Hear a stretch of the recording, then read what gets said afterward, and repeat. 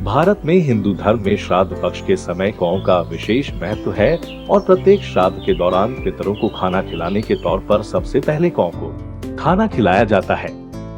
ऐसा माना जाता है कि व्यक्ति मरकर सबसे पहले गौ का जन्म लेता है। मान्यता है कि गौ को खाना खिलाने से पितरों को खाना मिलता है। जो व्यक्ति श्राद्ध कर्म कर रहा है वह एक थाली में सारा खाना परोसकर अपने घर की छत पर जाता है और जोर जोर से गौ को आवाज देता है। थोड़ी देर बाद जब कोई गौ आ जाता है तो उसको वह खाना परोसा जाता है। पास में पानी से भरा पात्र भी रखा जाता है।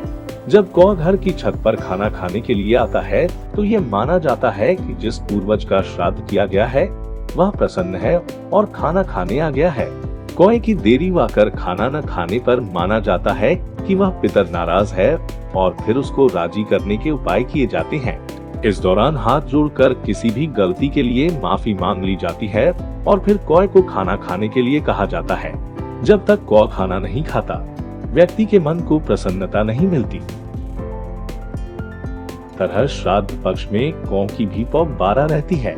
गौ एक ऐसा पक्षी है जिसे किसी भी घटना का पहले ही आभास हो जाता है। शास्त्रों में कहा गया है कि कोई भी क्षमतावान आत्मा एक गौ के शरीर में प्रवेश करके कहीं भी भ्रमण कर सकती है। त्रेतायुग की एक घटना है। एक बार एक गौ ने माता सीता के पैर में चोट मार दी।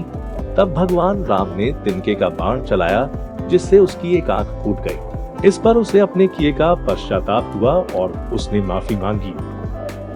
भगवान राम ने उसे आशीर्वाद दिया कि तुमको खिलाया गया भोजन पितरों को प्राप्त होगा। तब से पितृपक्ष में गौ को भी श्राद्ध के भोजन का एक अंश दिया जाने लगा। माता सीता के पैर में चोट मारने वाला गौ देवराज इंद्र के पुत्र जयंत थे। जब भगवान श्री राम ने अवतार लिया और जयंत ने गौ का रूप धारण कर माता सीता के पैर में चोट मारा था। वर्तमान समय में गौ भी पक्षियों की संकटग्रस्त प्रजातियों में सम्मिलित हो गया है। पहले गौ के झुंड दिखाई देते थे लेकिन अब इन्हें देख पाना कठिन हो गया है। आने वाले समय में शायद इस कहावत का कोई अर्थ नहीं रह जाएगा कि झूठ बोले गौ काटे। वातावरण संतुलन के कारण ही गौरैया और बैया की तरह गौ लुप्त होने की कगार पर आ गए हैं। मानव की खान पान की आदतें बदली हैं। गौ गंदगी खाते हैं। कूड़ा पॉलीथिन में फेंका जाता है। मरे हुए जानवरों की हड्डियों तक में केमिकल होते हैं। खेतों में कीटनाशकों के रूप में जहर फैला हुआ है।